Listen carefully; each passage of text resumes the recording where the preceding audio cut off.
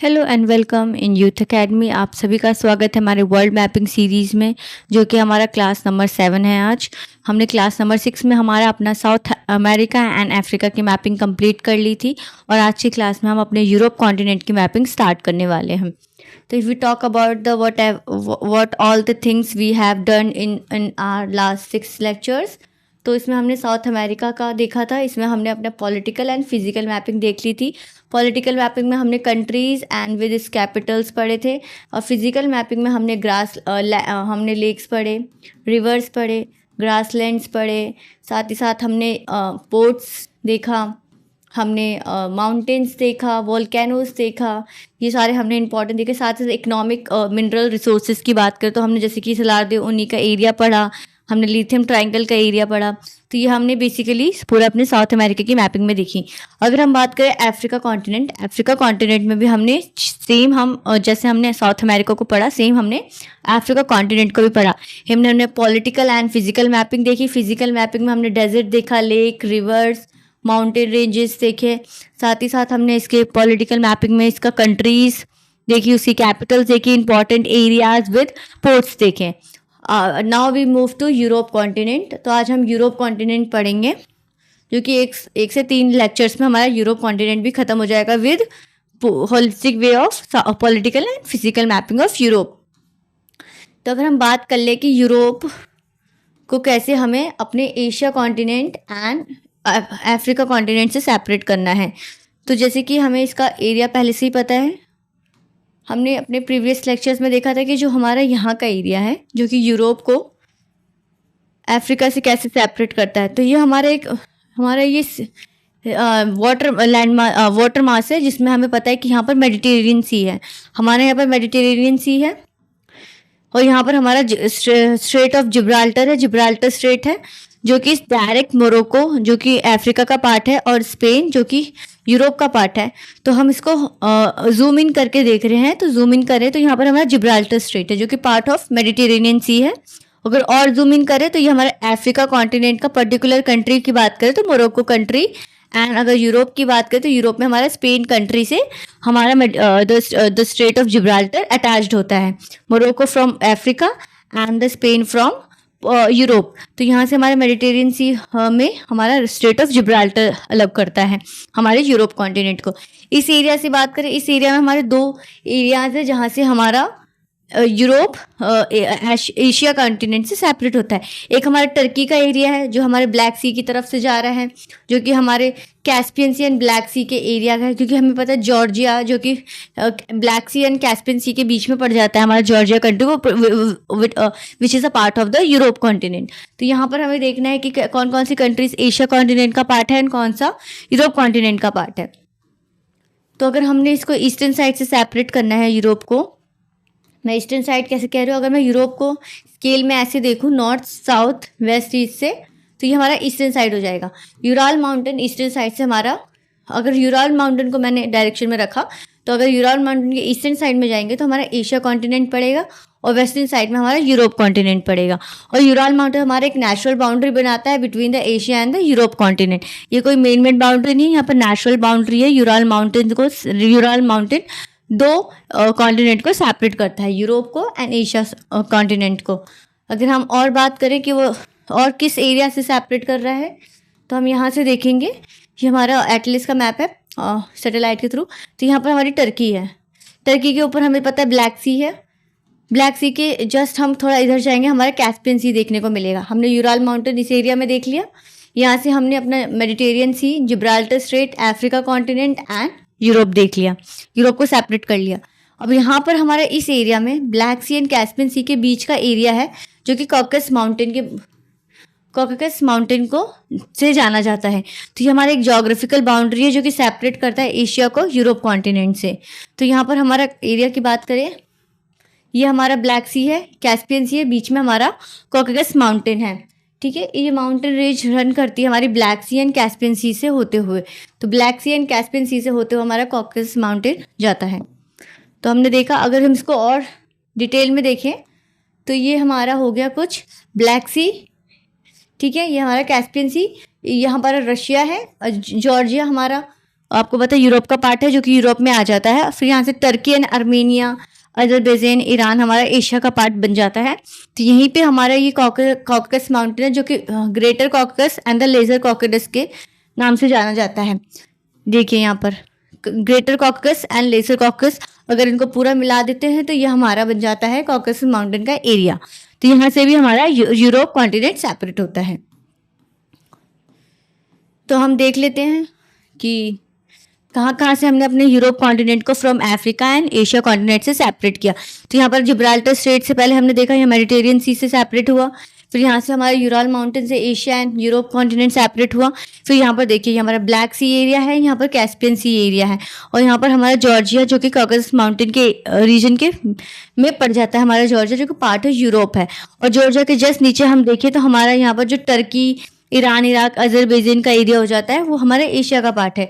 तो वहीं से हमें टर्की के एरिया से भी सेपरेट करना है एशिया को यूरोप कॉन्टिनेंट से। तो यहाँ पर कैस्पियन सी, ब्लैक सी, बीच में हमारा कॉकस माउंटेन है जो कि सेपरेट कर रहा है यूरोप को फ्रॉम एशिया, एंड यहाँ से हमारा यूराल जो कि नेचुरल बाउंड्री बना रहा है एशिया एंड यूरोप के बीच में।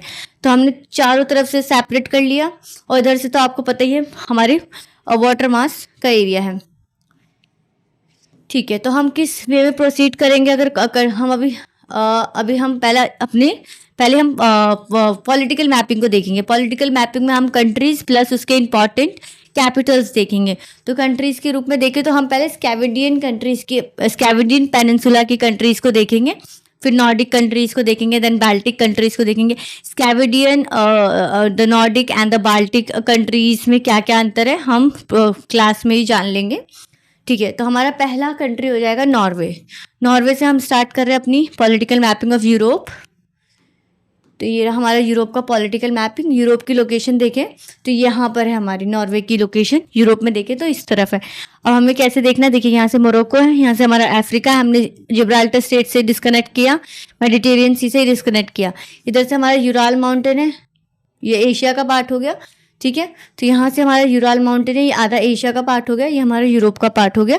ब्लैक सी एंड कैस्पियन सी में हमारा यहाँ से कुछ जा रहा है हमारा कॉकेसस माउंटेन जो कि जॉर्जिया का एरिया में आ जाता है, and Georgia is part of Europe, and after which Turkey which is part of Asia.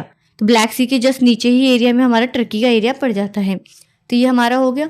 इसमें हम यही देख रहे हैं कि बीच में हमारा नॉर्थ सी एंड बाल्टिक सी का एरिया है, तो हम बाल्टिक सी से ही बाल्टिक कंट्रीज की बात करते हैं।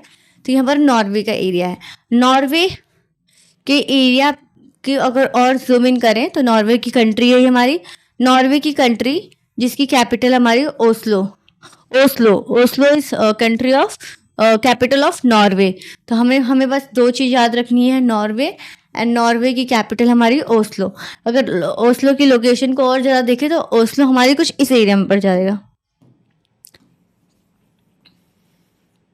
हाँ, तो हम बात करें तो ये हमारा नॉर्वे है, ओस्लो हमारा कुछ यहाँ पड़ेगा। ओस्लो, क्योंकि आपको थोड़ा प्रिसाइज भी देखना है। ऐसे नहीं आप कहीं यहाँ ओस्लो बना रहे हैं, यहाँ ओस्लो बना रहे हैं, आपको पता होना चाहिए कि ओस्लो हमारा कुछ इस एरिया में पड़ जाता है। तो यहाँ पर हमारा ओस्लो,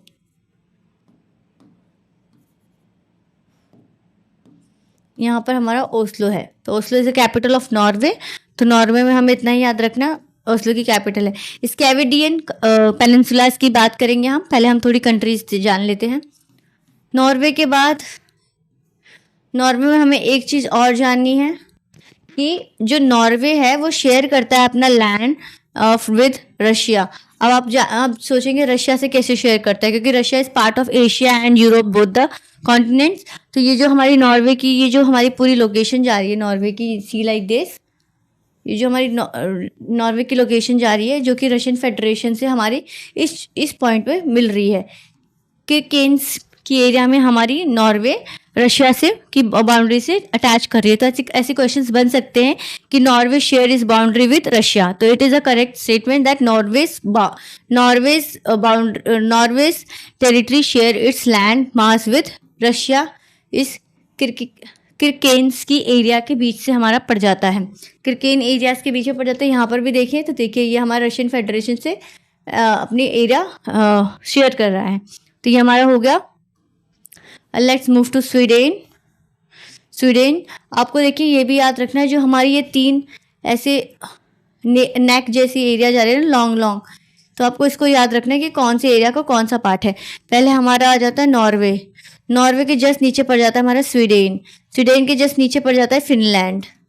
ठीक है, तो ऐसे आपको याद रखना, आपको कंफ्यूज नहीं होना, नॉर्वे, स्वीडन एंड फिनलैंड। ठीक है, तो नॉर्वे की हमने देख लिया, Oslo country and share boundary with Russia federation. ठीक है, उसके बाद हम देखते हैं स्वीडन। स्वीडन है, स्वीडन की हम कैपिटल देख लेते हैं, स्टॉकहोल्म।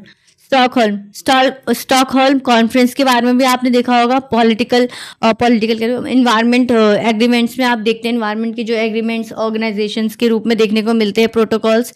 तो स्टॉकहोल्म के आप देखेंगे क्लाइमेट चेंज से रिलेटेड। तो हमारी स्वीडन की कैपिटल है Stockholm. Stockholm is capital of Sweden. And Norway से हम आपको ईस्टर्न साइड में जाएंगे तो आपको स्वीडन कंट्री देखने को मिलेगी। उसके बाद हमारी दूसरी कंट्री आ जाती है फिनलैंड, तीसरी कंट्री आ जाती है हमारी फिनलैंड। देखिए यहाँ से है, ये रहा हमारा नॉर्वे, नॉर्वे की यहाँ पर हमारी कैपिटल है ओस्लो, यहाँ पर स्वीडन की कैपिटल है हमारी स्टॉकहोल्म।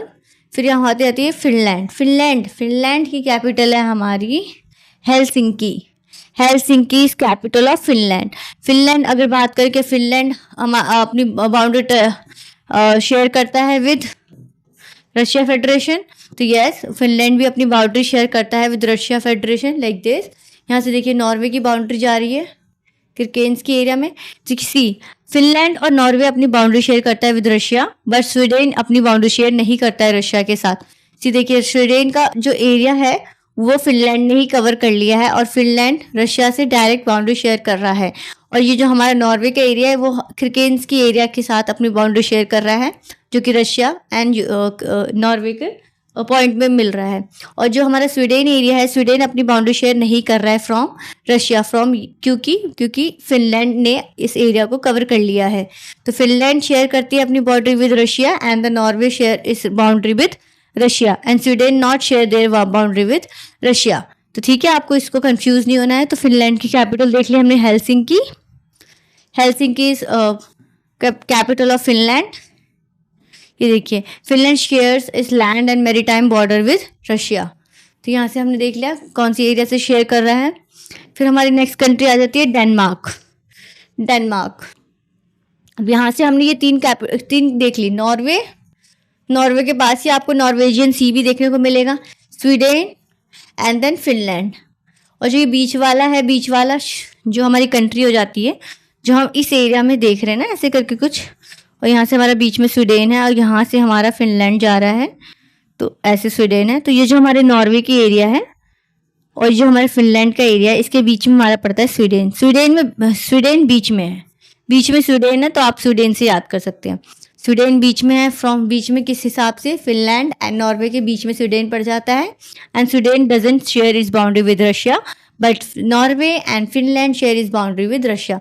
और नॉर्वे की कैपिटल की बात करें ओस्लो, स्वीडन की कैपिटल की बात करें स्टॉकहोल्म एंड फिनलैंड कैपिटल की बात करके हेलसिंकी। तो हमने 3 कंट्रीज देख ली अभी तक यूरोप में, और विद इस कैपिटल्स एंड रशिया से कौन कौन बाउंड्री शेयर कर रहा है।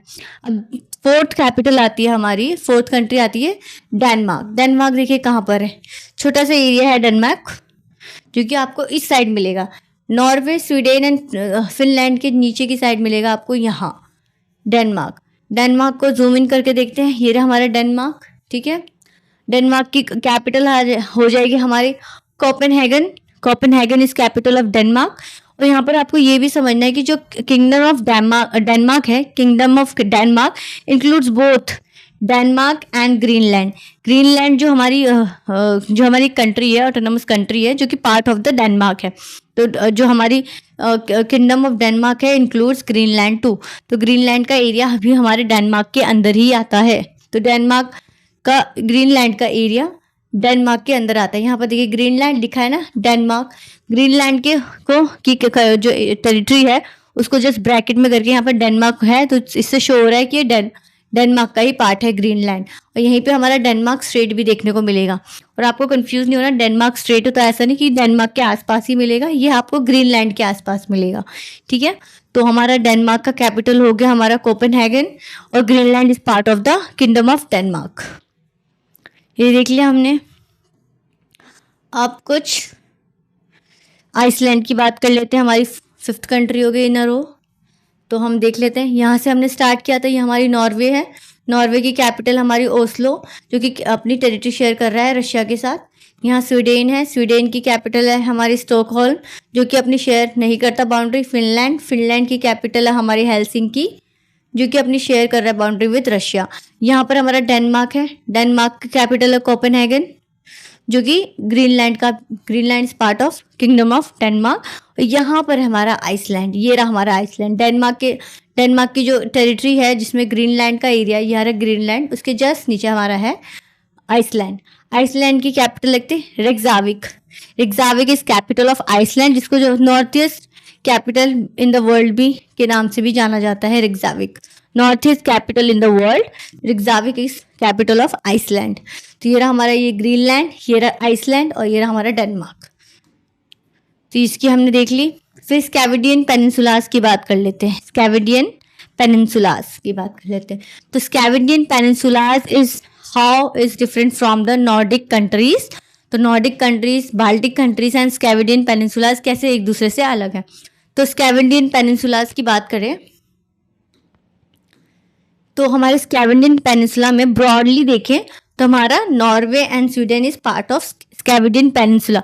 बेसिकली ये स्कैविडियन है क्या, यहाँ पर एक cultural strong historical and cultural region है। बेसिकली यहाँ पर उन्होंने कुछ हिस्टोरिकली पास्ट शेयर किया होगा, historical history share events share किए होंगे, साथ ही साथ कल्चरल इन्फ्लुएंसेस देखने को मिले होंगे, यहाँ पर कल्चरल सेंस ऑफ बिलोंगिंगनेस देखने को मिला होगा। तो बेसिकली ये कॉमन एरिया हो जाता है जहाँ पर आपको कल्चर एंड हिस्टोरिकल टाइज देखने को मिलते हैं, रिलेशंस देखने को मिलते हैं इन रीजन में। तो इसी को स्कैविडियन पेनिनसुलास के नाम पे जाना जाता है। Geographical landmass in northern Europe that comprises majority of Norway and Sweden.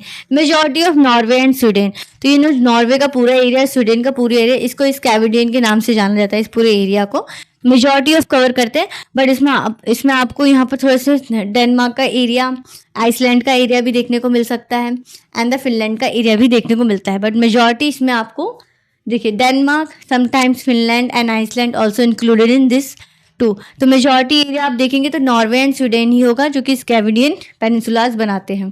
पेनिनसुलास को मैंने आपको बताया था जो 3 साइड से वाटर बॉडी से अटैच्ड होते हैं, उसे पेनिनसुलास कहते हैं। जैसे इंडिया पेनिनसुला, इंडिया देखिए यहाँ से इंडिया का है तो 3 साइड से वाटर बॉडी से घिरा हुआ है। सेम स्कैविडियन पेनिनसुला 3 साइड से वाटर बॉडी से घिरा हुआ है। इधर से नीचे से हमारा आ रहा है, इधर नॉर्वेजियन सी आ रहा है, इधर हमारे बाल्टिक सी देखने को मिलेगा एंड देन यहाँ पर हमारे नॉर्थ सी देखने को मिलेगा। ठीक है। और अगर हम नॉर्डिक कंट्रीज की बात करें, नॉर्डिक कंट्रीज ऑल्सो इंक्लूड देखिए Finland, Iceland and the self governing territories of Faroe island, Greenland and अलान।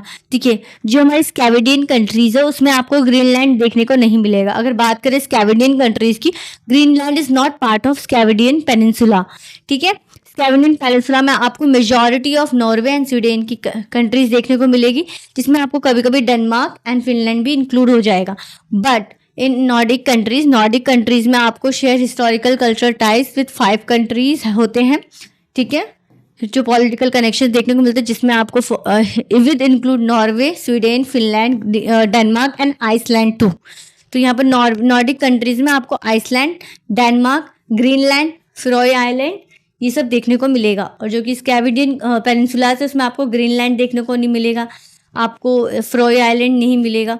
बेसिकली ये थोड़ा ब्रॉडर एरिया हो जाता है। नॉर्डिक कंट्रीज अ ब्रॉडर एरिया जिसमें आपको बहुत सारी कंट्रीज देखने को मिलेगी। तो जैसे कि Norway, Sweden, Finland, Denmark, Iceland के पास ही आपको फेरोए आइलैंड देखने को मिलेगा जो कि फिर से डेनमार्क की टेरिटरी ही है। Faroe island and the Greenland is also part of Nordic countries. तो आप समझ रहे हैं Nordic countries is a broader area where is Scandinavian countries is not that much broader as compare to the Nordic countries. तो Scandinavian में आपको Norway and Sweden broader में देखने को मिलेगा। ठीक है। तो यहाँ पर हमारी नॉर्डिक एंड स्कैविडियन कंट्रीज की बात हो गई। ठीक है। फेरोए आइलैंड की लोकेशन देख लीजिए, हमारे आइसलैंड के जस्ट ये हमारा आइसलैंड की लोकेशन है। यहाँ पर इसके मिडिल में यूके की टेरिटरी एंड आइसलैंड की टेरिटरी के मिडिल के एरिया में हमारे फेरोए आइलैंड देखने को मिलेगा जो कि डेनमार्क का टेरिटरी है, autonomous governing territory of Denmark. ठीक है। तो यहाँ पर हम थोड़ा देख लेते हैं कि कैसे हमने इंडियन पेनिनसुलास को सेपरेट किया हमने अपने नॉर्डिक कंट्रीज से, ठीक है, नॉर्डिक कंट्रीज से। तो नॉर्डिक कंट्री एक ब्रॉडर टर्म हो जाएगा, ठीक है। और इसमें सेम आपको कल्चरल हिस्टोरिकल टाइज देखने को मिलेंगे, और इसमें भी same historical and cultural ties, significance relations देखने को मिलेंगे। इसमें आपका नॉर्वे का रीजन आ गया, और साथ ही साथ नॉर्वे के साथ आपका स्वीडन का रीजन आ गया। तो ब्रॉडर 2 कंट्रीज देखने को मिलेगी इसमें। लेकिन समटाइम्स इसमें आप डेनमार्क को भी ऐड करते हैं, फिनलैंड को भी ऐड करते हैं, ठीक है, आइसलैंड को भी ऐड करते हैं। बट जो ये हमारी नॉर्डिक कंट्री है, इसमें आपको देखने को मिलेगा, आपको देखिए जैसे कि नॉर्वे हो जाएगा, इसमें स्वीडन हो जाएगा, फिनलैंड हो जाएगा, आइसलैंड हो जाएगा, डेनमार्क में हमारा ग्रीनलैंड भी इंक्लूड है इसमें फ्रोय आइलैंड भी इंक्लूड है हमारा, ठीक है, अलांड का भी रीजन इंक्लूड है। तो ये हमारा ब्रॉडर टर्म हो जाता है, और Scandinavian countries are not that much broader sense, ठीक है। तो ये हमारे डिफरेंसेस हो गई। नाउ हम थोड़े मैपिंग फिल कर लेते हैं। हमारा यूरोप का ब्लैंक मैप है, तो इसमें देख लेते हैं हम कैसे हमने किया था। तो यहाँ पर हमने कुछ यहाँ से यूराल माउंटेन देखा था, यूराल माउंटेन था, ठीक है। फिर आपको इसको बेसिकली ऐसे देखना है, यहाँ पर ये बूट शेप में इटली के एरिया है, तो आपको ऐसे सेपरेट कैसे कर सकते हैं फ्रॉम द अदर कंट्रीज, ठीक है। यहाँ पर हमारा टर्की का एरिया है, और यहाँ पर हमने ब्लैक सी देखी थी, ठीक है। आपको ऐसे थोड़ा सा मैपिंग का जो शेप्स है वो याद रखने पड़ेंगे कि कौन से शेप से इधर से जा रहा था। तो ये ब्लैक सी का एरिया, अगर इसको और एक्सटेंशन में डाले तो कैस्पियन सी देखने को मिलेगा, एंड बीच में हमारा कॉकेसस माउंटेन देखने को मिलेगा। नीचे से हमारा मेडिटेरेनियन सी जा रहा है, और इसके नीचे से हमारा मोरक्को एंड स्पेन का एरिया देखने को मिलेगा, जहाँ पर आपको स्ट्रेट ऑफ जिब्राल्टर डिस्कनेक्ट कर रहा है हमारे मोरक्को एंड स्पेन को, ठीक है। और जो हमने ये लॉन्ग नेक की तरह दिख रहा है हमारा ये, तो इससे हमने ऐसे 3 निकाले थे, 3 कंट्रीज पड़ी थी। यहाँ पर हमारा नॉर्वे था, नॉर्वे के यहाँ पर ओस्लो था, ओस्लो इसमें हमने एक चीज़ और पढ़ी थी, रशिया के साथ अपनी बाउंड्री शेयर करता है स्वीडन का यहाँ पर हमारी क्या थी, स्टॉकहोल्म, जो कि रशिया के साथ बाउंड्री शेयर नहीं करता है। फिनलैंड की कैपिटल क्या पढ़ी थी हमने, हेलसिंकी, जो कि रशिया के साथ अगेन बाउंड्री शेयर करता है, ठीक है। यहाँ पर हमने डेनमार्क पढ़ा था, डेनमार्क की कैपिटल क्या कहती है, कोपेनहेगन। डेनमार्क में हमने क्या पढ़ा था, ये ग्रीनलैंड है, ये सॉरी हमारा आइसलैंड है, ग्रीनलैंड हमारा थोड़ा इसके ऊपर है, तो इस एरिया में कहीं हमारा ग्रीनलैंड है, जो कि डेनमार्क की टेरिटरी है। फिर यहाँ पर ये जो हमारा छोटा सा दिख रहा है, ये हमारा फ्रोय आइलैंड है, जो कि नॉर्डिक कंट्री का पार्ट हो जाता है, एंड देन ये हमारा आइसलैंड है।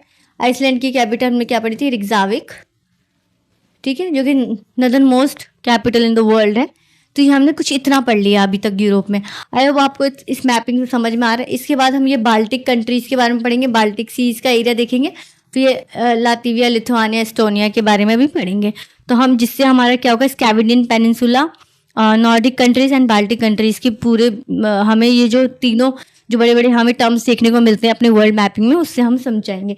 तो स्कैंडिनेवियन पेनिनसुला कुछ इस एरिया में है, ब्रॉडर में, जो कि नॉर्वे एंड स्वीडन को लेता है।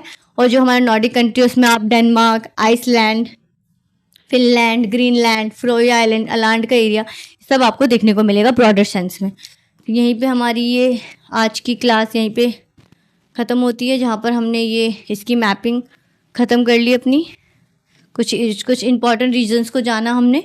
इसके बाद हम अपने यूरोप के लेक्चर को कंटिन्यू करते हैं। इसी का हम नेक्स्ट क्लास लाएंगे, जिसमें हम अदर कंट्रीज़ के बारे में पढ़ने की कोशिश करेंगे, जिसमें हम अपनी जर्मनी, फ्रांस, पेरिस का जो एरिया है हमारा, उसको हम देखेंगे, और साथ ही साथ हम लैंडलॉक कंट्रीज़ के बारे में भी पढ़ेंगे।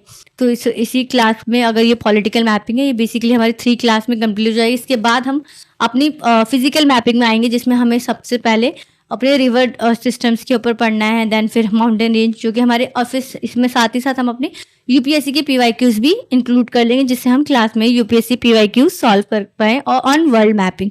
So thank you everyone for watching this session. Stay tuned for our world mapping classes. Thank you everyone.